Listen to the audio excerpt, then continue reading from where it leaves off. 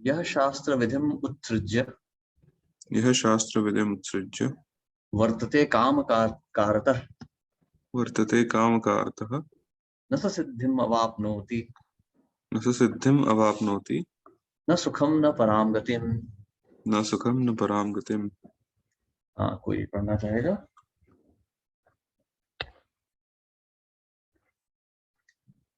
मैं पढ़ लेता हूँ प्रभु। हाँ। अनुवाद और तात्पर्य श्री प्रभुपाद जी के द्वारा फिर प्रभात की जाए। जो शास्त्रों के आदेशों की अवहेलना करता है और मनमाने ढंग से कार्य करता है, उसे न तो सिद्धि, न सुख, न ही परम गति की प्राप्ति हो पाती है। तात्पर्य: जैसा कि पहले कहा जा चुका है कि मानव समाज के विभिन्न आश्रमों तथा वर्णों के लिए शास्त्र विधि दी गई है। प्रत्येक व्यक्ति को इन विधि विधानों का पालन करना होता है। यदि कोई इनका पालन न करके काम, क्रोध और लोभवश स्वेच्छा से कार्य करता है, तो उसे जीवन में कभी सिद्धि प्राप्त नहीं हो सकती। दूसरे शब्दों में, भले ही मनुष्य ये सारी बातें सिद्धांत के रूप में जानता रहे, लेकिन यदि वह इन्हें अपने जीवन में नहीं उतार पाता, तो वह अधम जाना जाता है। मनुष्य योनि में जीव से आशा की जाती है कि वह बुद्धिमान बने और सर्वोच्च पद तक जीवन को ले जाने वाले विधानों का पालन करे। किंतु यदि वह इनका पालन नहीं करता, तो उसका अधःपतन हो जाता है। लेकिन फिर भी जो विधि विधानों तथा नैतिक सिद्धांतों का पालन करता है, किंतु अंततो गत्वा परमेश्वर को समझ नहीं पाता, तो उसका सारा ज्ञान व्यर्थ जाता है। और यदि वह ईश्वर के अस्तित्व को मान भी ले, किंतु यदि वह भगवान की सेवा नहीं करता, तो भी उसे उसके प्रयास निष्फल हो जाते हैं। अतएव मनुष्य को चाहिए कि अपने आप को कृष्ण भावनामृत तथा भक्ति के पद तक ऊपर ले जाए, तभी वह परम सिद्धावस्था को प्राप्त कर सकता है, अन्यथा नहीं। काम कारतः शब्द अत्यंत सार्थक है। जो व्यक्ति जानबूझकर नियमों का अतिक्रमण करता है, वह काम के वश में होकर कर्म करता है। वह जानता है कि ऐसा करना मना है, लेकिन फिर भी वह ऐसा करता है। इसी को स्वेच्छाचार कहते हैं। यह जानते हुए भी कि अमुक काम करना चाहिए, फिर भी वह उसे नहीं करता, इसीलिए उसे स्वेच्छाचारी कहा जाता है। ऐसे व्यक्ति अवश्य ही भगवान द्वारा दंडित होते हैं। ऐसे व्यक्तियों को मनुष्य जीवन की सिद्धि प्राप्त नहीं हो पाती। मनुष्य जीवन तो अपने आप को शुद्ध बनाने के लिए है, किंतु जो व्यक्ति विधि विधानों का पालन नहीं करता, वह अपने को न तो शुद्ध बना सकता है, न ही वास्तविक सुख प्राप्त कर सकता है। हरे कृष्णा प्रभु जी, बहुत बहुत धन्यवाद। हरे कृष्णा। धन्यवाद प्रभु। प्रभुपाद ठीक है। तो देखिए, शास्त्रों में कहा गया है सर्वे भवन्तु सुखिनाम, अर्थात हर जीव को सुखी होने की आवश्यकता है, हर जीव की सुखी होने की इच्छा है, हर जीव के सुखी होने का एक अधिकार है। पर सुख ना, देखिए सुख जो होता है ऐसे नहीं आ जाता। हर जीव देखिए सुख प्राप्त करने की चेष्टा करता है। आप पशु को भी देखिए, कुत्ते बिल्ली को देखिए, चिड़िया को देखिए, कीड़े मकोड़े को भी देखिए, सुख प्राप्त करने की चेष्टा करते हैं। कैसे होता है? कीड़े को भी देखिए, वो कहीं आप घर में गेहूं चावल रख दीजिए, कीड़ा उसमें घुस जाएगा, वहां जाके रहेगा। क्यों? सुख की आवश्यकता। वहां पे वो उसका भोजन बनाएगा, उसमें अपने अंडे दे देगा, हो गया, सुखी उसका जीवन हो गया। वो छोटे छोटे कीड़े आते हैं ना, काले वाले, बस उसने अंडे दे दिए वहीं पे, वही चावल को खा लेगा, वहीं अंडे दे दिए, हो गया उसका सुख, वही हो गया। कुत्ते बिल्ली को आपने थोड़ा प्यार से उनको हाथ रगड़ दिया उनके ऊपर, थोड़ा सा उन्हें कुछ भोजन दे दिया, प्रेम से बात कर दी, थोड़ी सी चेतना और जागृत है। मनुष्य भी यही करता है, आहार निद्रा भय मैथुन, इससे सुख की चेष्टा करता है। आप देखिए, बच्चे होते हैं, बड़े हो पढ़ाई करते हैं, पढ़ाई करके अच्छे कॉलेज जाते हैं, फिर निकल के अच्छी नौकरी करते हैं, फिर शादी कर लेते हैं। क्यों? क्योंकि सुख की अपेक्षा रहती है। मतलब अभी देखिए, कोई कोई लड़का है, बड़ा हो जाता है, विवाह कर लेता है, फिर किसी स्त्री के संग रहने लग जाता है, फिर वो उसकी जीवन संगिनी बन जाती है। अभी 2-4 साल पहले तो शक्ल भी नहीं देखी थी और अभी अचानक जीवन संगिनी बन गई। तो ये सब जो होता है ना, ये सब सुख की अपेक्षा के लिए होता है, सुख की प्राप्ति के लिए किया जाता है। परंतु इस प्रकार से इस शरीर में सुख नहीं प्राप्त होता। भगवान कहते हैं ना, मामुपेत्य पुनर्जन्म दुखालयम अशाश्वतम नाप्नुवन्ति महात्मानः सिं सिद्धिं परमां गता। अर्थात ये भौतिक जगत जो है, ये जो है भौतिक जगत जो है, ये तो दुखालयम और अशाश्वतम है। यहाँ हर चीज में दुख है, जहां भी हाथ डालेंगे। विवाह होता है, अभी देखिए बड़े से बड़े घरों की भी शादियों में देखिए झगड़े हो जाते हैं। हमारे ही भक्त हैं अनिल अग्रवाल, उनका बेटा, मतलब सोचिए कितने बड़े करोड़पति हैं, उनकी कुछ 20-30 हजार करोड़ की उनकी संपत्ति है। उनके बेटे का विवाह हुआ 1 साल में, हो गया, डिवोर्स भी हो गया। डिवोर्स का कोई हिंदी में है ही नहीं शब्द क्योंकि संस्कृत में होता ही नहीं है, डिवोर्स ही हो गया, अलग हो गए। क्यों क्यों हो गए? क्योंकि क्योंकि भौतिक जगत में सुख की अपेक्षा तो होती है, पर सुख होता नहीं है। और वो भी जो थोड़ा बहुत कुछ मिलता भी है, सुख की जो हमें प्रतिबिंब दिखता है, वो भी अशाश्वत होता है, थोड़े दिन में सब खत्म हो जाता है। तो इस यदि किसी को सुख की प्राप्ति करनी ही है, यदि किसी की इच्छा ही है, तो उसे चाहिए कि वो शास्त्रों के दिए विधि विधानों का पालन करे, शास्त्रों के दिए नियमों का पालन करे। और वो कैसे होता है? देखिए, शास्त्रों में जो है, हमने तीसरे अध्याय में पढ़ा है, भगवान ने यज्ञ का प्रावधान दिया है, यज्ञ का पालन करो, आप ये यज्ञ करो और सुखी रहो। यज्ञ से क्या होता है? यदि आपको यौन संबंध की इच्छा है तो विवाह यज्ञ है, यदि आपको भोजन की इच्छा है तो आप जो है ज्योतिष वो कर लीजिए, आप अग्निहोत्र यज्ञ कीजिए, स्वर्ग जाने की इच्छा है ज्योतिषोम यज्ञ कीजिए। तो अलग अलग यज्ञ होते हैं, अलग अलग प्रकार के सुख की प्राप्ति के लिए। बाजार जाते हैं ना, कुछ खरीदना होता है, कमीज खरीदनी, जूते खरीदने हैं, कपड़े खरीदने हैं, तो दाम देना पड़ता है। कमीज होगी 700-800 रुपए की कमीज आएगी, 2000 रुपए का जूता आएगा, 1500 की पतलून आएगी, सब आपको पैसा देना पड़ता है, वहां दाम लिखा हुआ होता है। वैसे ही यदि भौतिक जगत में सुख की प्राप्ति करनी है, तो हर वस्तु के लिए एक यज्ञ होता है। जो व्यक्ति यज्ञ का पालन नहीं करेगा, वो व्यक्ति जो है पाप का भागी बनता है। वह जो अपने लिए जो उसके लिए जो प्रावधान है, उससे ज्यादा ले रहा है, जो उसके लिए दिया गया है उससे ज्यादा ले रहा है, इसलिए उसको उसका उसका भुगतान करना पड़ेगा। तो इसीलिए तरह तरह के नर्क लोक होते हैं, अधो लोक हैं, जहाँ पे जीव को तरह तरह की यातनाएं सहनी पड़ती हैं प्रकृति के नियमों को तोड़ने की। तो अब यहाँ पर जो प्रभुपाद बता रहे हैं कि जो परम सुख है, जो सत्य में सुख है, ये तो जो अब तक हमने देखा था, ये तो भौतिक सुख की बात कर रहे थे। अशाश्वतम, अशाश्वत सुख है, ये आता है चला जाता है। विवाह होगा तो मृत्यु आ जाएगी, और पुत्र पिता होंगे तो भी मृत्यु उनको अलग कर देगी। तो इस प्रकार से संपत्ति है तो उसका नाश हो जाता है। तो ऐसे ही ये तो जो हमने अभी तक देखा, ये तो जो है केवल जो है ये अशाश्वत सुख है, भौतिक सुख है। अब प्रभुपाद यहाँ बता रहे हैं कि सुख जो है वो तो असली में केवल आध्यात्मिक होता है। तो आध्यात्मिक सुख को प्राप्त करने के लिए जो है हमें भगवत स्मरण करना पड़ता है। तो इस प्रकार से विधि विधान दिए जाते हैं। तो देखिए, अब क्या है, काम क्रोध लोभ तो जो है भौतिक चरित्र का एक भाग होता है। काम वासना तो हर जीव में है। हमने दूसरे अध्याय में भी देखा था कि इच्छाएं तो मन में आती ही रहेंगी, क्योंकि वासना तो हवा में तैर रही है। हम सांस ले रहे हैं, वासना वैसी घुस जा रही है हमारे अंदर। वो वासना जो है, उसके विचार तो आते रहेंगे। एक साधु व्यक्ति वो होता है जो उन विचारों को कार्यरत नहीं करता। सड़क में तो कितनी सारी सुंदर लड़कियां चल रही हैं, एक कामुक व्यक्ति उन्हें देखेगा, उनकी तरफ देखेगा, घूरेगा, उन्हें भोगने का प्रयास करेगा। पर एक साधु जो है वो भी देखेगा, पर साधु जो है अपनी दृष्टि पलट लेगा। साधु जो होता है, वो साधु वहां अपना ध्यान नहीं लगाएगा। दृष्टि तो साधु की भी जाएगी वहां पे, पर साधु वहां पे अपनी दृष्टि को केंद्रित नहीं करेगा, वो दृष्टि को हटा लेगा वहां से। इस प्रकार से भौतिक जगत में जिया जाता है। ये नियम है, ये आध्यात्म का नियम है। तो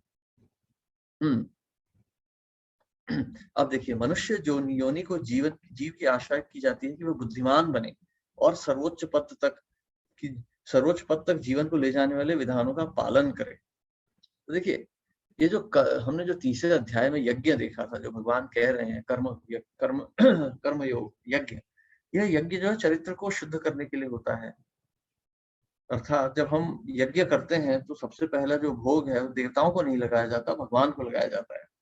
और वह यज्ञ जो भोग होता है, वो भगवान को लगाया भोग, फिर जो भगवान को लगाया प्रसाद, भोग का जो प्रसाद होता है, वह देवताओं को दिया जाता है। देवता भी इसे ग्रहण नहीं करेंगे। यदि ऐसे ही किसी देवता को भोग लगा दिया, जैसा हम देखते हैं आजकल, गणपति के मंदिर में रख दिया जाके, लो गणपति ले लो, ऐसे नहीं लेते देवता। देवताओं को देना है तो पहले विष्णु को देना पड़ता है। देवता केवल प्रसाद लेते हैं, ऐसे भोग नहीं लेते देवता का। तो यदि आपको गणपति को भोग लगाना है,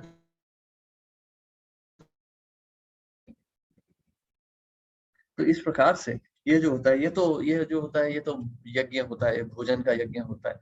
तो इसमें जब विष्णु को बार बार अर्पित किया जाएगा, तो कहीं ना कहीं तो हमारी चेतना थोड़ी सी जागृत होगी। हमारे मन में प्रश्न तो उठेगा ही ना कि किसको हम दे रहे हैं, कौन है ये यज्ञ पुरुष। मेरे जीवन का उद्देश्य क्या है, क्यों इतने कष्ट भोगने पड़ रहे हैं, इस तरह से हमारी बुद्धि शुद्ध होती है। तो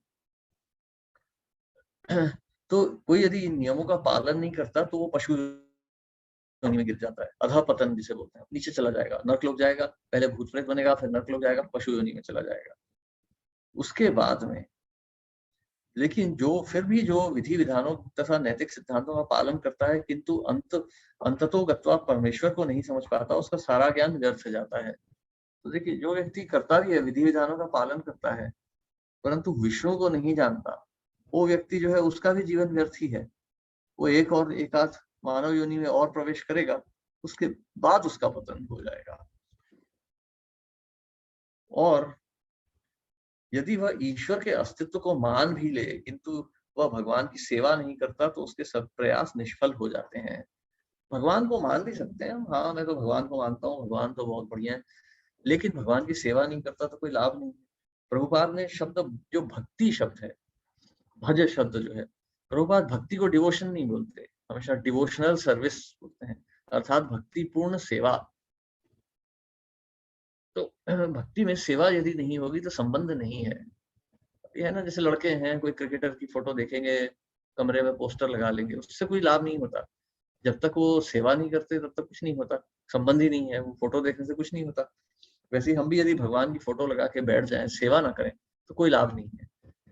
बड़े बड़े पंडित हुए, शास्त्र पढ़ डाले, सब कुछ किया, परंतु जैसे शुक्राचार्य को देखिए ना, और शुक्राचार्य तो महापंडित हैं, परंतु क्या करते हैं, वो बैठ के केवल शुक्राचार्य हैं, केवल बैठ के केवल दानवों को जो है वो इंद्रिय भोग की वो देते रहते हैं, इंद्रिय भोग के बारे में बताते रहते हैं। तो ये तो मूर्खों वाली बात हो गई, इससे कोई लाभ नहीं होता। तो वैसे यदि हम भगवान को जान भी जाएं परंतु भगवान की सेवा ना करें तो वो भक्ति नहीं कहलाती। हमें हमेशा उठ के सोचना चाहिए, आज मैं भगवान के लिए क्या करने वाला हूँ, और शाम को सोचिए आज मैंने भगवान के लिए क्या किया। अपने लिए तो हम सब कुछ करते हैं ना, भगवान के लिए हमने क्या किया। यदि कोई बोलता है अरे प्रभु मैं मेरे पास समय नहीं बचता, किस चीज के लिए समय नहीं बचता? घर चलाने के लिए तो समय है, बीवी के लिए समय है, बच्चे के लिए समय है, पति के लिए समय है, क्योंकि उनसे इंद्रिय भोग मिलता है ना हमें। बच्चे के खेल कूद देख के हमें मन को शांति आती है, मन में प्रेम उमड़ता है। पति पत्नी को देखते हैं तो हमारे मन में काम वासना उत्पन्न होती है, हमें अपना मातृत्व, अपना अपना जो है पति होने का आभास होता है, उनके लिए हम समय निकाल लेते हैं। परंतु जिसने हमको सब कुछ दिया, हम उसके लिए समय नहीं निकालते। तो हम दरअसल हम नास्तिक ही हैं, यही नास्तिकवाद होता है कि हम अपने लिए सब कुछ करना चाहते हैं, भगवान के लिए 1 घंटा भी हमें बहुत भारी पड़ता है। तो इस तरह से जो होता है, भक्ति जो करना चाहता है, भक्ति का तात्पर्य होता है नित्यम भागवत सेवया, नष्ट प्रायेषु अभद्रेषु नित्यम भागवत सेवया, हर समय नित्य, रुकनी नहीं चाहिए। तभी वो भक्ति, तब प्रभुपाद बताते हैं श्रीमद् भागवतम में कि नित्यम भागवत सेवया, यदि कोई नित्य सेवा करता है तब धीरे धीरे जाके हृदय का कल्मश उतरना शुरू होता है, धीरे धीरे। अभी जैसे कोई सोचिए, कोई व्यक्ति है, वो अभी तो अविवाहित है, अकेला घूम रहा है, नौकरी कर रहा है, मस्ती कर रहा है, अचानक उसकी शादी हो गई, वो अचानक ही पति बन जाता है, फिर 1 आध वर्ष में पिता बन जाता है, फिर वो सोचता है अरे मैं तो पिता हूँ, मैं तो पति हूँ, मेरा कर्तव्य है, यह मेरे जीवन साथी हैं। अभी तो कुछ नहीं थे 2 साल पहले, अभी से कहाँ से हो गया ये सब? ये सब जो है, ये हमारा मनोधर्म है। यही भाल यही मंद सब मनोधर्म, ये सब केवल हमारा मनोधर्म है। हम सोचते हैं ये ऐसा, अपने मन से हम बना लेते हैं, परंतु हम ये नहीं सोचते हमारा जीवन आ कहाँ से रहा है। हम बस अपने कर्तव्य बना लिए, फिर उनके ऊपर लग जाते हैं, क्योंकि ये कर्तव्य नहीं होते, क्योंकि हमारी काम वासना तृप्त हो रही होती है। हमें लगता है मैं पिता हूँ, ये मेरा बालक है। अरे सैकड़ों बालक हैं, हम भी बालक ही थे एक जमाने में। आज एक बालक आ गया, हमने अपने आप को पिता मान लिया है, पर हम परम पिता को भूल जाते हैं। इसलिए हमारा जो है, हमारी जो भक्ति में है प्रगति नहीं होती, क्योंकि सवाय पुंसाम परो धर्मो, ये तो भक्ति रधोक्षजे, भगवान की भक्ति, भगवान की सेवा करना हमारे जीवन का परम उद्देश्य है।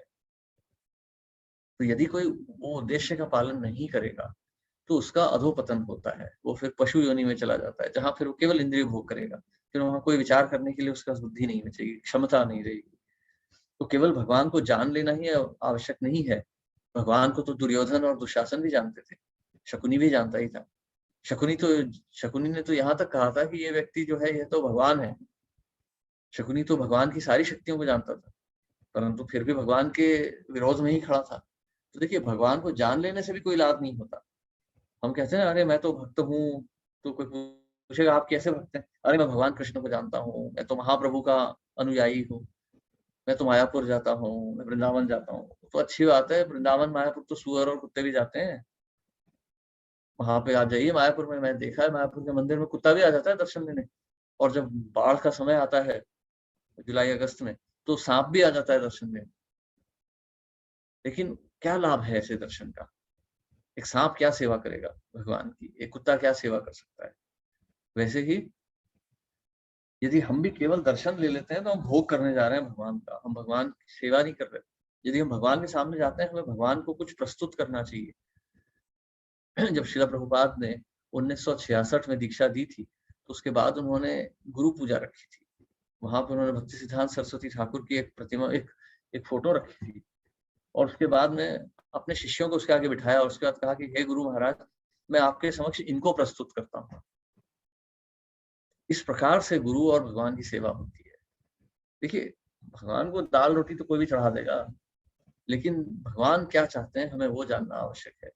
भगवान ने कहा है ना, हमारा आज्ञा है गुरु तारा है ये देश, प्रचार कीजिए, भगवान के नाम का प्रचार कीजिए। यदि प्रचार नहीं करेंगे तो कोई लाभ नहीं होगा। हरे कृष्ण। हाँ, कोई प्रश्न या टिप्पणी? हरे कृष्णा प्रभु जी।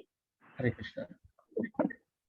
हाँ, आजकल के लड़के लड़कियां क्या, आजकल बाहर का माहौल देख के ना, तो बहुत सारे लड़के लड़कियां बोलते हैं हमको शादी नहीं करनी है, तो शादी करनी चाहिए क्या नहीं? उन्होंने, ऐसा मेरा सवाल है।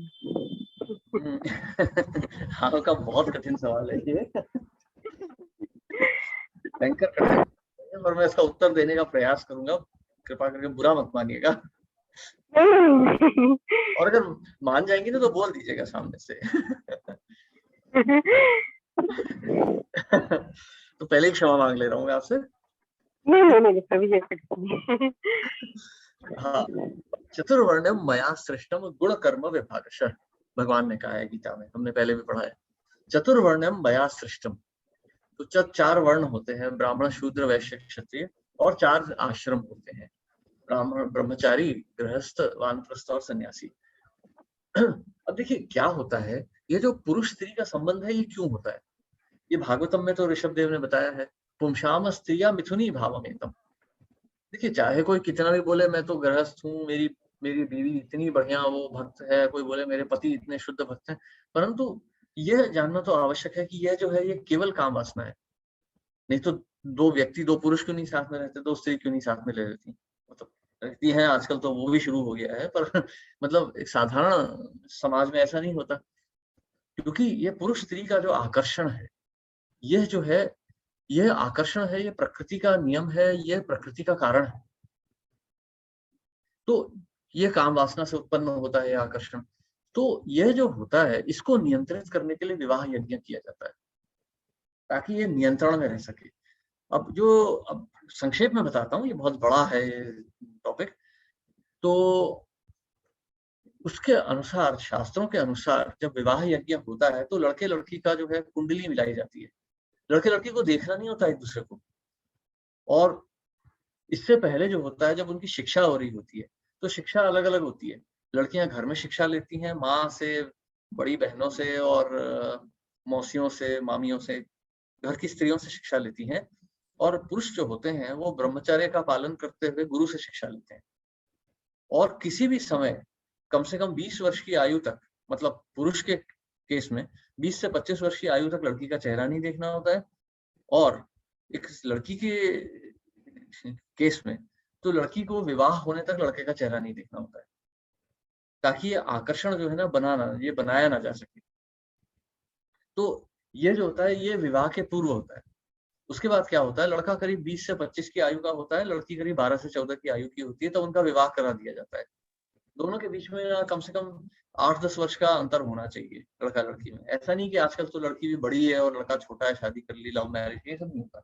तो इस प्रकार से जब विवाह होता है जब लड़का बड़ा है आयु में, लड़की छोटी है, दोनों ने कभी, उसने ना किसी दूसरी लड़की को देखा है, ना इसने कभी किसी दूसरे लड़के को देखा है। दोनों की कुंडली मिलाई गई देखने के लिए कि इनका चरित्र मिलता है कि नहीं मिलता, इनका स्वभाव मिलता है कि नहीं मिलता। हमने देखा था ना भागवतम में भी कि कर्दम मुनि भी कहते हैं भगवान से कि हे भगवान, मुझे एक ऐसी पत्नी दीजिए जिसका स्वभाव मुझसे मिलता हो। जब स्वभाव मिलता है, चरित्र मिलता है, तब उनका जो होता है, तब उनका विवाह करा दिया जाता है। और वो तुरंत एक साथ नहीं रहते, परिवार के साथ रहते हैं। यदि बाल विवाह हो गया हो तो आयु होने तक दोनों साथ नहीं आते, और यदि बाल विवाह ना हुआ हो, साधारण विवाह हुआ हो, तो परिवार के साथ रहते हैं। लड़की लड़के के घर चली जाती है जहाँ लड़का अपने भाई बहनों के साथ रहता है, और वो लड़की स्त्रियों के साथ रहती है, लड़का पुरुषों के साथ रहता है। ऐसा नहीं कि हर समय साथ में 24 घंटे। तो इसके साथ इसी प्रकार लड़कियां जो है, सारी स्त्रियां एक साथ मिलकर घर को चलाती हैं। स्त्री का कार्य कोई छोटा कार्य नहीं होता है। जैसे आजकल हम कहते हैं ना, आजकल जैसा मीडिया में आता है, अरे घर में बैठी है, हाउस वाइफ है, ऐसे मतलब स्त्रियों का अपमान किया जाता है कि अरे घर में बैठी हैं माताएं, क्या करती हैं, घरेलू औरत को क्या आता है। ये सब मूर्खता की बात है। गृहस्थी चलाना बहुत बड़ा कार्य होता है। स्त्रियां जो होती हैं घर में रहती हैं, दाने पीसती हैं, मसाले बनाती हैं, भोजन बनाती हैं, बच्चों का ध्यान रखती हैं। बच्चों की प्राथमिक शिक्षा स्त्री ही देती है। इस प्रकार से स्त्रियां घर को चलाती हैं, पुरुष बाहर जाते हैं, मेहनत करते हैं, और उसके बाद धर्म का संस्थापन करते हैं। ये गृहस्थ आश्रम होता है। कोई खाली लड़का लड़की शादी करके बैठ गए, रोमांस कर रहे, ये गृहस्थ नहीं होता, ये गृहमेधी होता है। तो ये जो है, ये गृहस्थ आश्रम के नियम होते हैं। और वो भी गृहस्थ आश्रम में भी ब्रह्मचर्य का पालन करना होता है। ऐसा नहीं कि स्त्री पुरुष रह रहे हैं तो साथ में मतलब पूरे टाइम एक साथ ही रह रहे हैं, ऐसा नहीं होता। तो इस तरह से यदि कोई गृहस्थी का पालन कर सके तो विवाह कर लेना चाहिए, और यदि ऐसा ना कर सके तो ब्रह्मचारी बन जाना चाहिए। तो देखिए, ये शास्त्रों के नियम है। अब आजकल क्या हो रहा है ये तो कहना बहुत कठिन है। शिला प्रभुपाद तक परेशान हो गए थे गृहस्थों को देख के, बोलते थे कि अब से ना तो कोई सन्यास लेगा इस्कॉन में, ना कोई गृहस्थ बनेगा। जिसको गृहस्थ बनना है शादी करो, बाहर जाके रहो, खुद का देख लो। तो इस प्रकार से ये समस्याएं आती ही है। और आजकल लड़का लड़की क्यों डरते हैं? क्योंकि अब देखिए, कोई शुद्ध तो कोई रह नहीं गया। लड़की का चरित्र शुद्ध है ना लड़के का चरित्र शुद्ध है। माताएं भी घर में बैठती हैं, दूसरे पुरुषों की तस्वीरें देखती रहती हैं, पुरुष भी बाहर जाते हैं, अलग स्त्रियों के साथ संबंध बनाते हैं। तो ऐसी अवस्था में तो ये तो गृहमेधी भी नहीं है, तो घोर पापी हो गए। और ये दुख की बात है, हमारे इस्कॉन में भी यही सब हो रहा है। तो ये सब जो है, ऐसी अवस्था में कहना बहुत कठिन है कि विवाह किया जाए या ना किया जाए। ये तो वही है, जैसे एक सांप जो होता है वो सही को निगल जाता है, ना तो उसे थूक सकता है ना उसे निगल सकता है। ये अभी ऐसी परिस्थिति हो गई है। यदि कोई मुझसे पूछे कि विवाह करना चाहिए कि नहीं, अभी हमारे एक प्रभु जी ने पूछा था मुझसे कि ब्रह्मचर्य होना चाहिए कि विवाह होना चाहिए, तो उस प्रश्न का कोई उत्तर ही नहीं है मेरे पास। ये दोनों ही आश्रम बिगड़ चुके हैं। श्रीमद् भागवतम में तो लिखा है ना कि कलयुग में तो आश्रम भी जो है वो बिल्कुल वो एकदम गृहमेधियों के जैसे ग्रह बन जाएंगे, ब्रह्मचारियों के आश्रम भी। और गृहस्थियां तो बिल्कुल ही पाप का भंडार बन जाएंगी। तो ऐसी अवस्था में कहना बहुत कठिन है कि क्या किया जाए। तो ऐसी अवस्था में एक ही चीज की जा सकती है, व्यक्ति भगवान की आराधना करे, शुद्ध भक्ति करे। कहने का अर्थ है 16 माला का जप करे, 2 घंटा शास्त्रों का अध्ययन करे, प्रचार करे, फिर भगवान जैसा है ऐसा कर देंगे। ऐसा नहीं है कि गृहस्थ आश्रम बिल्कुल नहीं है आजकल, या ब्रह्मचारी आश्रम बिल्कुल नहीं है, लेकिन बहुत कम रह गया है। लड़कियों का चरित्र साफ नहीं है। कितनी सारी हमारी भक्त माताएं हैं जो पर पुरुषों के साथ संबंध में हैं। कितने सारे हमारे भक्त प्रभु हैं जो कितनी पर स्त्रियों के साथ संबंध बनाए बैठे हैं। ये सब भी चल रहा है। ऐसी अवस्था में घोर कलयुग आ चुका है। तो केवल यही किया जा सकता है कि भगवान पे पूर्णतः निर्भर हो जाए।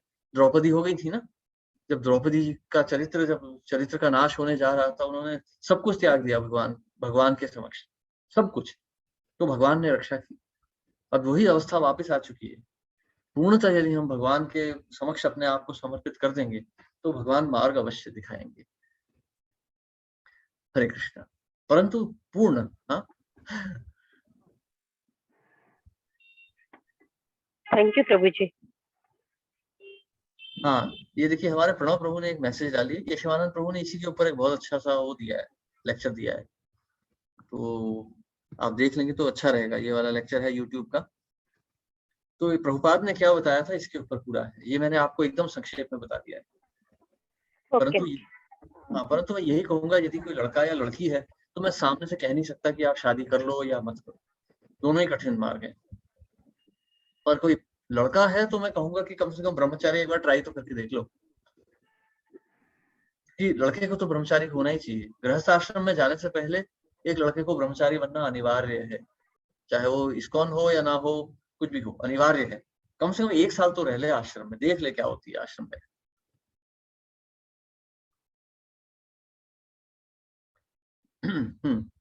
ठीक है, हम आगे बढ़ते हैं। अंतिम श्लोक है आज का, ये वाला, इस अध्याय का, श्लोक 24। तस्मात् शास्त्रम प्रमाणम ते तस्मात् शास्त्रं प्रमाणं ते कार्याकार्य व्यवस्थितौ कार्याकार्य व्यवस्थितौ ज्ञात्वा शास्त्र विधानोक्तम ज्ञात्वा शास्त्रविधानोक्तं कर्म कर्तुम इहार्हसि। कर्म कर्तुम् इहार्हसि। कोई पढ़ना चाहेगा?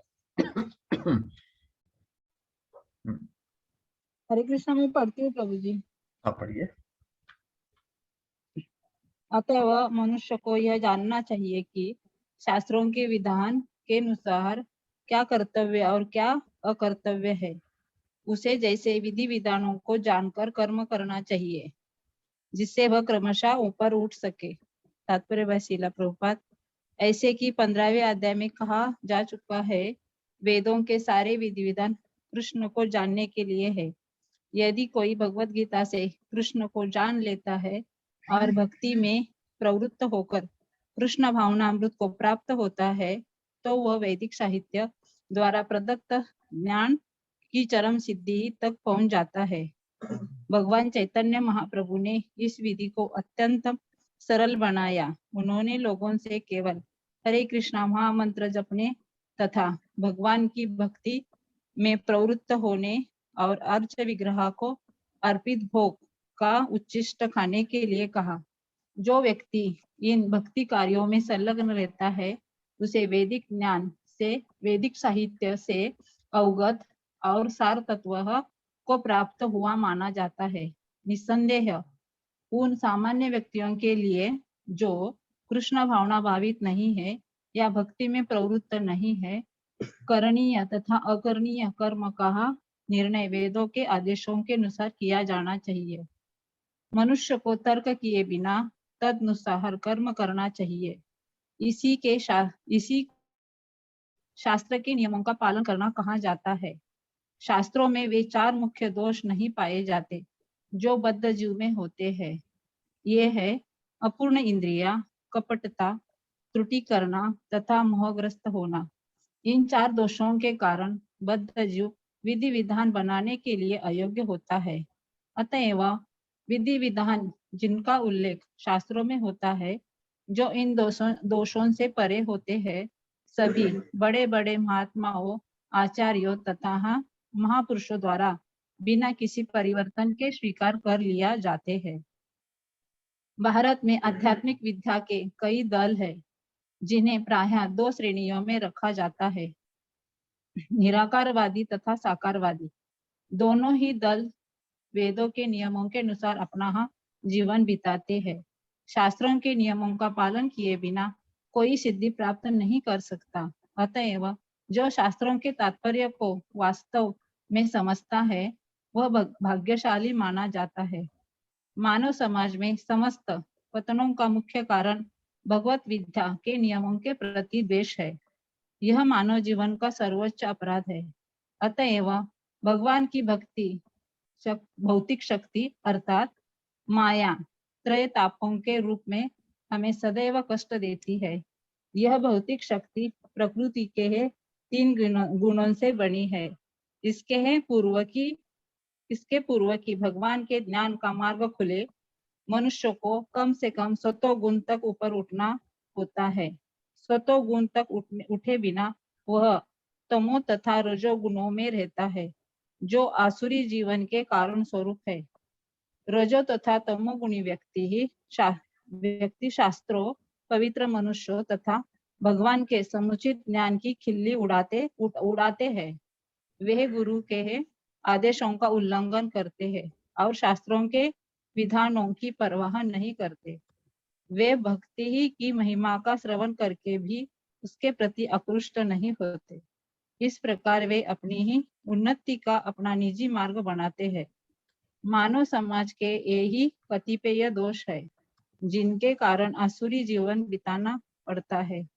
किंतु यदि उपयुक्त तथा प्रामाणिक गुरु का मार्गदर्शन प्राप्त हो जाता है तो उसका जीवन सफल हो जाता है, क्योंकि गुरु उच्चतम पद की ओर उन्नति का मार्ग दिखा सकता है। इस प्रकार श्रीमद् भगवद गीता के 16वें अध्याय दैवी तथा असुरी स्वभाव का भक्ति वेदांत तात्पर्य पूर्ण हुआ। हरे कृष्णा। दंडवत प्रणाम प्रभु जी।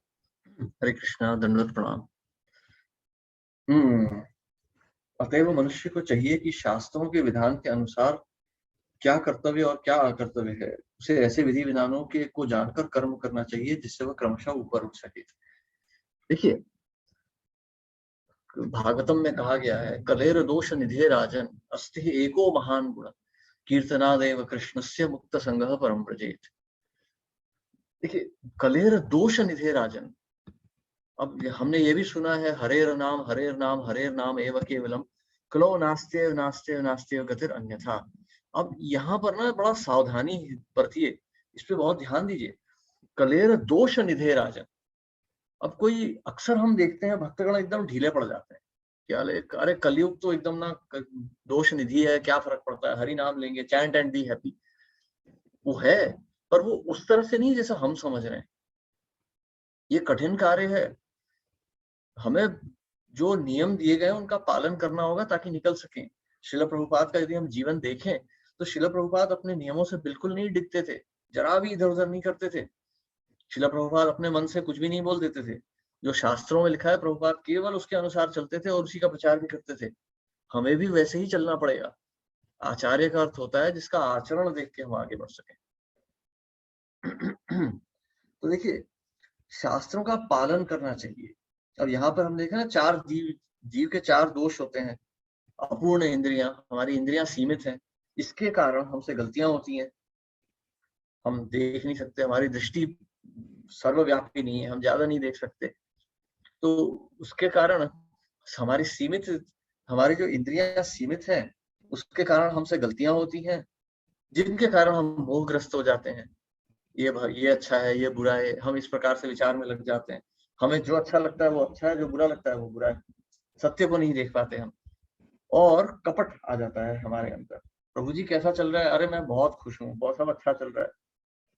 बाहर जाके तो मैं चाय पी रहा हूँ, लेकिन यहाँ कह रहा हूँ नहीं, मैं तो बहुत बड़ा भक्त हूँ। तो हम कपट में भी आ जाते हैं, हम कपटी हो जाते हैं। तो इस प्रकार से जो होता है, मानव की सीमाएं हैं, इसलिए मानव जो है कभी शास्त्रों को नहीं लिख सकते। इसीलिए जो शास्त्रों को अपौरुषेय कहा जाता है, इसे बनाने वाले केवल भगवान ही होते हैं, रचयिता भगवान है शास्त्रों के। तो शास्त्रों के नियमों का पालन हमें करना पड़ता है यदि हमें उस आध्यात्म को प्राप्त करना है तो। अब देखिए, अब यहाँ पे तो बहुत कुछ तथ्य मैं बता सकता हूँ शास्त्रों से, पर प्रैक्टिकल बात करते हैं, देखते हैं हम अपने जीवन में इसको कैसे उतार सकते हैं। देखिए, भक्ति में हमें पहले से ही बहुत कम नियम दिए गए हैं। श्रील प्रभुपाद ने बहुत थोड़े से नियम दिए। कलेर दोष निधि, अब इस शब्द पे आप विचार कीजिएगा। कलेर दोष निधि है, निधि का अर्थ क्या होता है? समुद्र। अगर समुद्र में पैर रखेंगे तो क्या होता है? सीधे नीचे चले जाते हैं। समुद्र की गहराई कितनी होती है? 2 किलोमीटर, 3 किलोमीटर। एक जीव तो नीचे तल तक पहुंचने के पहले ही मर चुका होता है, इतना गहरा होता है समुद्र। और यदि कोई गिर जाए तो बचना असंभव ही है लगभग। कितने से बड़ा तैराक भी समुद्र में नहीं तैर सकता। तो इसीलिए इसको कलेर को दोष निधि कहा जाता है। इसमें यदि हम दोषों की निधि में यदि हम गिर गए, हम डूब जाएंगे, समाप्त हो जाएंगे, पूर्णतः हम समाप्त हो जाएंगे। ऐसा नहीं कि हम अभी भक्ति कर रहे हैं तो हम हमेशा के लिए बच जाएंगे। ऐसा नहीं होता। यदि हम योग भ्रष्ट हो गए, अगले जन्म में हम नहीं जानते, हम अपने आप को अधोगति कर देंगे। तो भक्ति के जो नियम है, वो भक्ति को समझ के उसका पालन करना होता है। तो हाँ, तो 3 गुण जो होते हैं ये भक्ति में भी होते हैं। हम अभी देखेंगे 17 और 18 अध्याय में ये 3 गुण जो है ये भक्ति में भी कार्यरत रहते हैं। यदि हम भक्ति कर रहे हैं, देखिए रजोगुण तमोगुण वाला व्यक्ति जो है ना, वो कभी भक्ति नहीं कर सकता, वो भगवान को स्वीकृत नहीं है। रजोगुण तमोगुण भगवान को बिल्कुल स्वीकृत नहीं है, तो वो बाहर ही रहते हैं, वो भगवान के पास नहीं आ सकते। सत्वगुण वाला व्यक्ति ही भगवान के पास जा सकता है। तो सत्वगुण से ज्ञान प्राप्त होता है, ज्ञान से भक्ति आती है। श्रील प्रभुपाद बोलते हैं ना कि कर्म से ज्ञान और ज्ञान से वैराग्य, वैराग्य से भक्ति उत्पन्न होती है। तो कर्म तो रजोगुण में हो जाता है, ज्ञान सत्वगुण में होता है।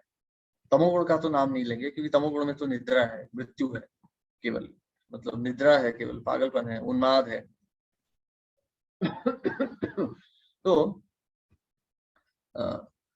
रजोगुण से जब व्यक्ति अपने आप को सत्वगुण में लाता है तो धीरे धीरे भक्ति में आ सकता है। अब यदि कोई व्यक्ति रजोगुणी है, विवाहित है, परिवार वाला है, धन संपत्ति वाला है, व्यवसायी व्यक्ति है, तो रजोगुण में है, उसकी चेतना को धीरे धीरे शुद्ध करना हमारा कर्तव्य है।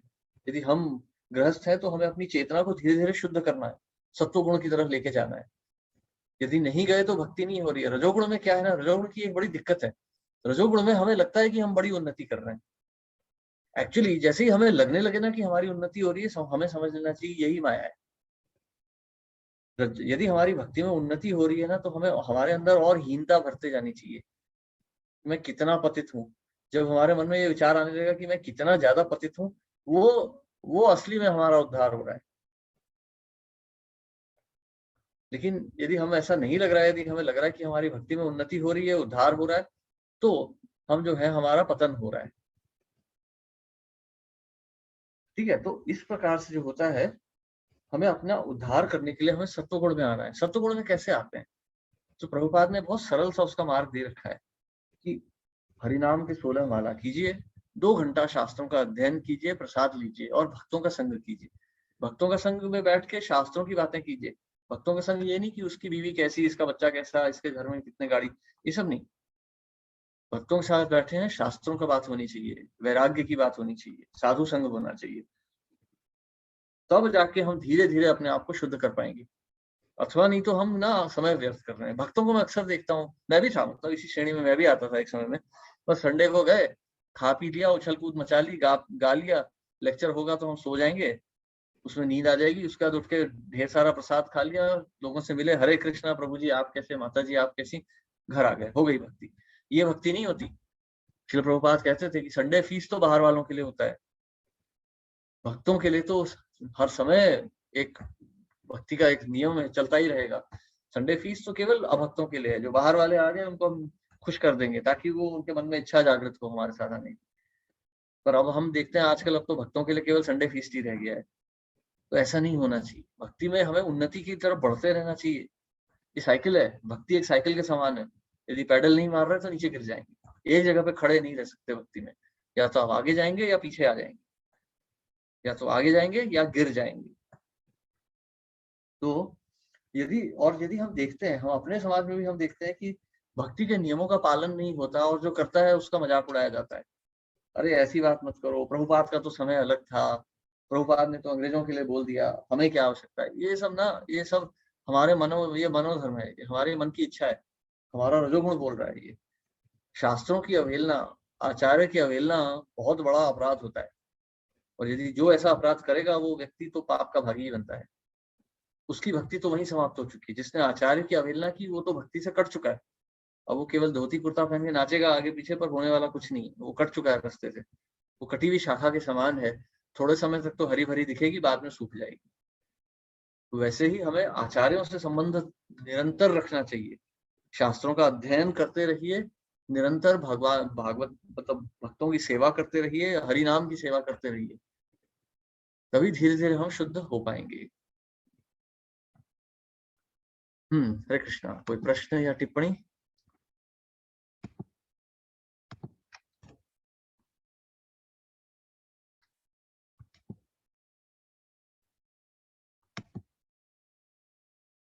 देखिए, एक सरल सी बात आपको बता रहा हूँ। ये देखिए, आज भी देखिए अब 13 ही लोग आए हैं भगवत गीता सुनने। किसी को ज्यादा दिलचस्पी नहीं है भागवतम पढ़ने में, शास्त्र गीता पढ़ने में। ये भक्ति नहीं होती। ये केवल ये हमारा मनोधर्म है। हमें अच्छा लग रहा है, अभी हम ये कर रहे हैं, जिस दिन अच्छा नहीं लगेगा उस दिन छोड़ देंगे। भक्ति का अर्थ होता है अनुशासन। भक्ति का शब्द का दूसरा नाम ही अनुशासन है। अनुशासन, उत्साह, धैर्य, निश्चय। यदि शास्त्रों के लिए उत्साह नहीं है ना, तो व्यक्ति भक्ति कर ही नहीं सकता। शास्त्रों को शब्द ब्रह्म कहा गया है। अर्थात ये भगवान का रूप है। हमने पढ़ा था ना, अभी परसों हमने क्लास में देखा था, मंडे को नहीं, कौन सा, हाँ अभी तीन दिन पहले हमने देखा था कि श्रीमद् भागवतम ही भगवान का शरीर है, शब्द ब्रह्म है। इसीलिए महाप्रभु हमेशा भागवतम ही रखते थे अपने पास। और यहाँ हम देखते हैं भक्तों को भागवतम किसी ने पढ़ी नहीं है, किसी को दिलचस्पी नहीं है भागवतम पढ़ने में, तो भगवान की क्या भक्ति कर रहे हैं। मुझे तो बरसाना जाना अच्छा लगता है प्रभु, मुझे तो रसस्थली देखनी अच्छी लगती है, वृंदावन के सभी वन अच्छे लगते हैं, लेकिन भगवत गीता नहीं अच्छी लगती। क्यों नहीं अच्छी लगती? नहीं, बहुत ज्यादा ज्ञान है, मूर्खों वाली संज्ञा है ये मूर्खों वाली डेफिनेशन है। यदि भगवत गीता पसंद नहीं है तो आपको भगवान कृष्ण पसंद नहीं है, आपको वो जंगल वंगल पसंद है वृंदावन के। वो ये कनिष्ठ अधिकारी होते हैं, ऐसे भक्ति नहीं होती। ऐसे तो जन्म जन्मांतर लाखों जन्मों तक हरि नाम लेते रहिए, कुछ नहीं होने वाला, क्योंकि भगवान के लिए मन में है ही नहीं। देखिए, ये एक अनुशासन है। आप भगवत गीता को पढ़ना शुरू कर दीजिए, अनुशासन मान के पढ़ना शुरू कीजिए, अपने आप आपकी इच्छा जागृत होगी, अपने आप आपको भगवत गीता से प्रेम हो जाएगा, फिर आपकी भक्ति प्रारंभ होगी। नहीं तो ना उछल कूद मस्ती रहेगी, बस हर जन्म में आप आते रहेंगे, वृंदावन को देखते रहेंगे और चरित्र वही रहने वाला है, नहीं बदलेगा। भगवान दयालु है, मानव शरीर दे देंगे, परंतु उस मानव शरीर में कोई विशेष उद्धार नहीं होने वाला। यही ये आहार निद्रा भय मैथुन चालू रहेगा। तो एक भक्त की ये एक तरह की एक रिस्पॉन्सिबिलिटी है, एक उत्तरदायित्व है भक्त का, कि वो अपने चरित्र को शुद्ध करे, शास्त्रों का अध्ययन करे, अपने चरित्र को शुद्ध करे। हरे कृष्णा। कोई प्रश्न या टिप्पणी?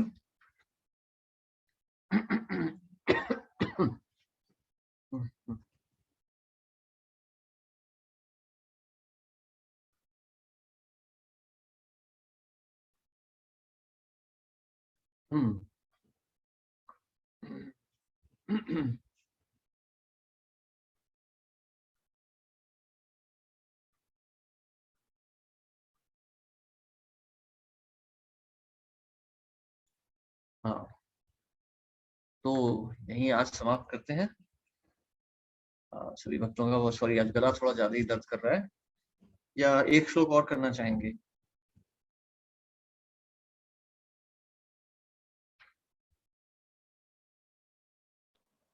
हरे कृष्णा। तो वो आपको अगर ठीक लगता है तो फिर करते हैं 4 श्लोक। चलिए फिर एक श्लोक और कर लेते हैं।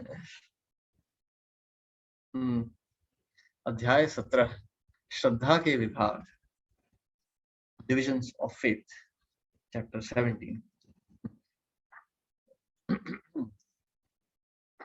अर्जुन उवाच अर्जुन उवाच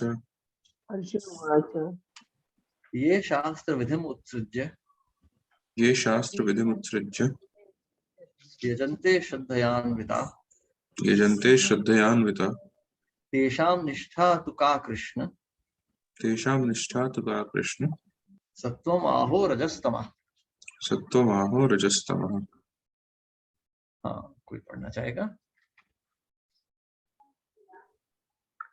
हरे कृष्ण प्रभु जी, प्रणाम। मैं पढ़ूं? हाँ पढ़िए ना।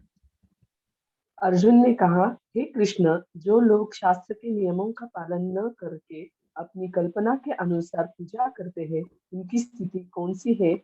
वे सतोगुणी है, रजोगुणी है या तमोगुणी? तात्पर्य श्रील प्रभुपाद द्वारा 4th अध्याय के 39वें श्लोक में कहा गया है कि किसी विशेष प्रकार की पूजा में निष्ठावान व्यक्ति क्रमशः ज्ञान की अवस्था को प्राप्त होता है और शांति तथा संपन्नता को सर्वोच्च सिद्धावस्था तक पहुंचता है।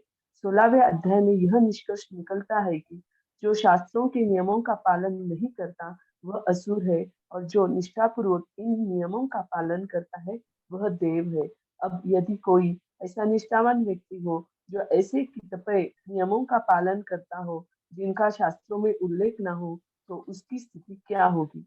अर्जुन के इस संदेह का स्पष्टीकरण कृष्ण द्वारा होना है। क्या वे लोग जो किसी व्यक्ति को चुनकर उस पर किसी भगवान के रूप में श्रद्धा देखते हैं, सतो रजो या तमोगुण में पूजा करते हैं, क्या ऐसे व्यक्तियों को जीवन की सिद्धावस्था प्राप्त हो पाती है? क्या वे वास्तविक ज्ञान प्राप्त करके उच्चतम सिद्ध अवस्था को प्राप्त हो पाते हैं? जो लोग शास्त्रों के विधि विधानों का पालन नहीं करते, किंतु जिनकी किसी पर श्रद्धा होती है और जो देवी देवताओं तथा मनुष्यों की पूजा करते हैं, क्या उन्हें सफलता प्राप्त होती है? अर्जुन इन प्रश्नों को श्री कृष्ण से पूछ रहा है। हरे कृष्णा। Thank you. हरे कृष्णा। हाँ, अर्जुन देखिए, अर्जुन शुद्ध भक्त है, भगवान के सखा है। अब वो यहाँ पर एक भक्त का स्थान लेके पूछ रहे हैं ये प्रश्न। देखिए, अर्जुन तो इस प्रश्न का उत्तर अच्छे से जानते हैं, हम भी जानते हैं, परंतु उसका अध्ययन करना आवश्यक है, क्योंकि हमारे चरित्र में भी इस प्रकार की त्रुटियां हो सकती हैं, ऐसी खामियां हमारे चरित्र में भी हो सकती हैं, इसलिए हमें देखना आवश्यक है। तो देखिए, तो अलग अलग प्रकार के जो शास्त्रों की विधियों का पालन नहीं करते, तो उनकी स्थिति कौन सी है? देखिए, ये प्रश्न हम अपनी भक्ति में भी लगा सकते हैं कि मैं हूं तो प्रभुपाद का अनुयायी नाम के लिए, लेकिन मैं क्या कर रहा हूं, मैं करता हूं क्या कुछ? तो इस तरह से यदि हम प्रश्न अपने आप से भी, तो हमें अपना हमारी जो अपनी भक्ति तो प्रगति हो रही है, उस पर भी हम प्रश्न लगा सकते हैं, हम पूछ सकते हैं। ठीक है, तो क्या ऐसे व्यक्ति जो धर्म के नियमों को तोड़ मरोड़ देते हैं, क्या वो उनका उद्धार हो सकता है? जो व्यक्ति, जैसे हम देखते हैं आजकल एक बहुत फैशनेबल हो गया है, कल एक भक्त से हमारा वार्तालाप हो रहा था, उन्हें किसी और भक्त ने कहा कि देखिए, प्रभुपाद ने जो नियम दिए थे वो तो अंग्रेजों के लिए थे, वो नियम तो उनको एक तरह से सीधा करने के लिए दिए थे, हमें इसकी आवश्यकता नहीं। तो ये जो है ना, ये त्रुटि है, ये जो है, ये हमारा मनोधर्म है। प्रभुपाद ने बोला था कि ये नियम अगले 10,000 वर्षों के लिए है। प्रभुपाद ने ऐसा नहीं कहा था कि ये नियम अंग्रेजों के लिए है, भारतीयों के लिए नहीं है, ऐसा कहीं नहीं कहा था प्रभुपाद। प्रभुपाद ने कहा सबको इसका पालन करना ही है। क्या भारतीय लोग मांसाहार नहीं कर रहे? क्या भारतीय व्यभिचारी नहीं है? क्या भारतीय लोग स्वर्ग से टपके हैं? ऐसा कुछ नहीं है। भारतीय लोग भी उतने ही व्यभिचारी हैं जितने बाहर वाले हैं, ज्यादा ही हो गए हैं अब तो मांसाहार घर घर में हो रहा है, लगभग भारत में हर जगह व्यभिचार भर गया है। तो ऐसी परिस्थिति में ये नियम जो है, ये तो हमारे लिए स्वर्णिम है, ये तो हमारे वैकुंठ का मार्ग खोल रहे हैं। यदि इनकी ही हम अवहेलना करने लग गए तो हमारा पतन तो निश्चित है। तो ऐसी परिस्थिति में कि यदि कोई निष्ठा, किसी की निष्ठा किसी गुरुजी, बाबा जी, अम्मा जी पे है, या किसी की निष्ठा जो है वो किसी की निष्ठा किसी देवी देवता पर है, तो तो वो उसकी गति क्या होगी? तो यह प्रश्न अब अर्जुन यहाँ पर पूछ रहे हैं। कृष्ण। आगे बढ़ते हैं, श्लोक 2।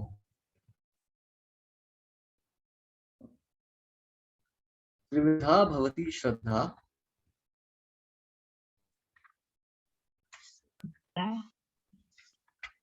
त्रिविधा भवति श्रद्धा देहिनां सा स्वभावजा देहिनां सा स्वभावजा सात्विकी राजसी चैव सात्विकी राजसी चैव तामसी चेति ताम शृणु।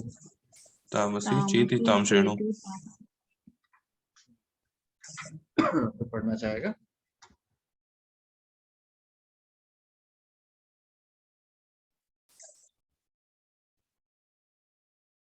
नहीं पढ़ लो प्रभु? हाँ, पढ़िए। अनुवाद और तात्पर्य श्री प्रभुपाद जी के द्वारा। श्री प्रभुपाद की जय। भगवान ने कहा, देहधारी जीव द्वारा अर्जित गुणों के अनुसार उसकी श्रद्धा 3 प्रकार की हो सकती है, सतोगुणी, रजोगुणी अथवा तमोगुणी। अब इसके विषय में मुझसे सुनो। तात्पर्य: जो लोग शास्त्रों के विधि विधानों को जानते हैं लेकिन आलस्य या कार्य विमुखता वश इनका पालन नहीं करते, वे प्रकृति के गुणों द्वारा शासित होते हैं। वे अपने सतोगुणी, रजोगुणी या तमोगुणी पूर्व कर्मों के अनुसार एक विशेष प्रकार का स्वभाव प्राप्त करते हैं। विभिन्न गुणों के साथ जीव की संगति शाश्वत चलती रही है। चूंकि जीव प्रकृति के संसर्ग में रहता है, अतः वह प्रकृति के गुणों के अनुसार ही विभिन्न प्रकार की मनोवृत्तियां अर्जित करता है। लेकिन यदि कोई प्रामाणिक गुरु की संगति करता है और उसके तथा शास्त्रों के विधि विधानों का पालन करता है, तो उसकी यह मनोवृत्ति बदल सकती है। वह क्रमशः अपनी स्थिति तमोगुण से सतोगुण या रजोगुण से सतोगुण में परिवर्तित कर सकता है। कहने का तात्पर्य यह है कि प्रकृति के किसी गुण विशेष में अंधविश्वास करने से ही व्यक्ति सिद्धि प्राप्त नहीं कर सकता। उसे प्रामाणिक गुरु की संगति में रहकर बुद्धिपूर्वक बातों पर विचार करना होता है, तभी वह उच्चतर गुण की स्थिति को प्राप्त हो सकता है। हरे कृष्ण प्रभु जी, बहुत बहुत धन्यवाद।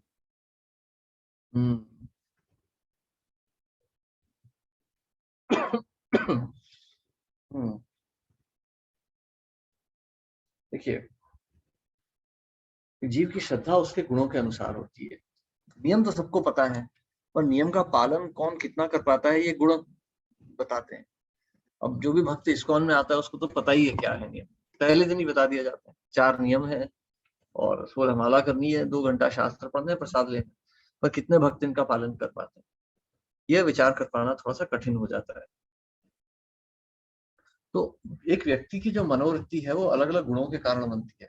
एक राजसिक व्यक्ति जो है बहुत कार्यरत रहेगा, यहाँ वहां दौड़ेगा, उछल कूद करेगा, उसको नाम चाहिए, प्रतिष्ठा चाहिए, उसको धन संपत्ति चाहिए, परिवार चाहिए, सब कुछ चाहिए। एक सत्वगुणी व्यक्ति जो है शांत स्वभाव का होगा, परिश्रम करेगा, कठोर परिश्रम करेगा भक्ति में, परंतु शांत रहेगा, किसी को दिखाई नहीं देगा। और जो एक तमोगुणी व्यक्ति है वो सोता ही रहेगा। वो तमोगुणी व्यक्ति जो सत्वगुणी जैसा दिखता है लेकिन उसका चरित्र वैसा नहीं होता, वो सोता रहेगा पूरे टाइम, शांत रहेगा वो भी, क्योंकि तमोगुणी व्यक्ति ज्यादा बोलने की इच्छा नहीं रखते, उन्हें आलस बहुत ज्यादा रहता है।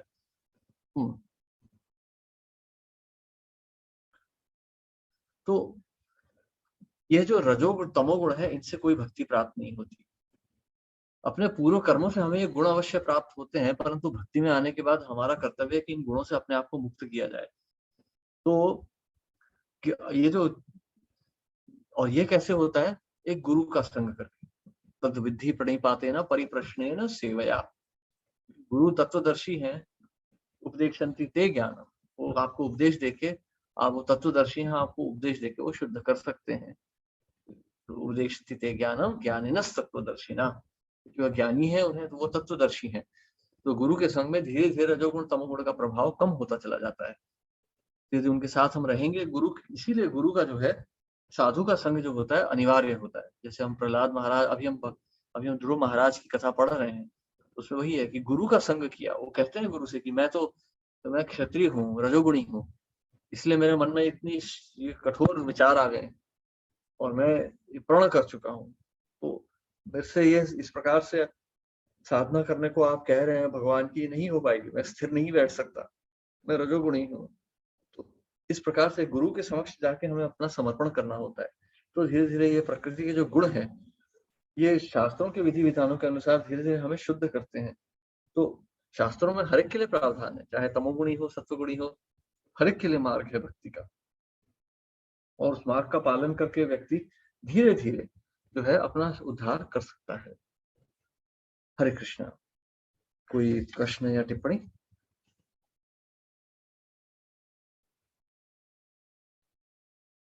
ठीक है, आज यहीं समाप्त करते हैं। अगला श्लोक काफी बड़ा है, कल हम आगे बढ़ेंगे, देखते हैं कितने श्लोक हो पाते हैं। इस महीने इस अध्याय को समाप्त करने का प्रयास करेंगे, छोटा सा अध्याय है ये। आपसे मेरी यही विनती रहेगी कि कृपा करके इस भगवत गीता को पढ़ लें, ध्यान से पढ़ेंगे तो आपका लाभ होगा। यदि बीच में आधा अधूरा करके छोड़ देंगे तो बार बार यही जन्म मृत्यु जरा व्याधि के चक्कर में फंसे रहना पड़ेगा, इससे मुक्ति नहीं मिलेगी। तो भगवत गीता में श्रद्धा रखिए, इसका अध्ययन कीजिए और इसका प्रचार कीजिए। जितना आप प्रचार करेंगे उतना ही आपको समझ में आएगा। हरे कृष्णा। धन्यवाद। श्रील प्रभुपाद की जय। जय। हरे कृष्णा।